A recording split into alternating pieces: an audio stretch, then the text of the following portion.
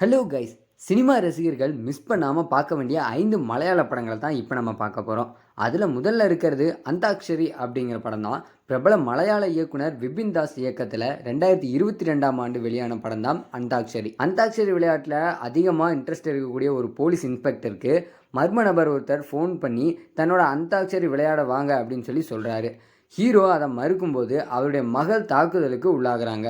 இது தொடர்ந்து அந்த மர்ம நபர் யார் அப்படின்னு கண்டுபிடிக்கக்கூடிய கதையாக தான் இந்த படத்தோட மொத்த கதையுமே அமைஞ்சிருக்கு. இரண்டாவதா புருஷ பிரேதம் அப்படிங்கிற படம் தான். திகில் படத்தை வயிறு குலுங்க சிரிச்சுட்டே பார்க்கணும் அப்படின்னு நினைச்சீங்கன்னா அதற்கு ஏற்ற படம் தான் புருஷ பிரேதம் அப்படிங்கிற படம். ஒரு கிராமத்தில் இருக்கக்கூடிய 4 போலீஸ்காரங்க எப்பவுமே கலகலப்பா இருக்கும் போலீஸ் ஸ்டேஷன் இப்படின்னு ஒரு பக்கம் போயிட்டு இருக்கு.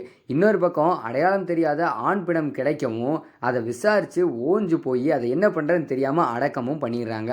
அதற்கப்புறமா அந்த பிணத்தை தேடி அவங்களோட மனைவி அப்படின்னு சொல்லிட்டு ஒரு பெண் வந்து அந்த போலீஸ்காரங்களை ஓட விடுறது தான் இந்த படத்தோட முழு கதையாவே அமைஞ்சிருக்கு. மூன்றாவதா பூதகாலம். நடிகை ரேவதி முக்கியமான கேரக்டர்லாம் இந்த படத்துல நடிச்சிருக்காங்க. அது மட்டும் இல்லாம தன் வீட்டில் இருக்கக்கூடிய பாட்டியோட மறைவிற்கு பிறகு அம்மா மற்றும் மகன் ஒரு விதமான அமானுஷத்தை தங்கள் வீட்டில் வந்து உணர்றாங்க.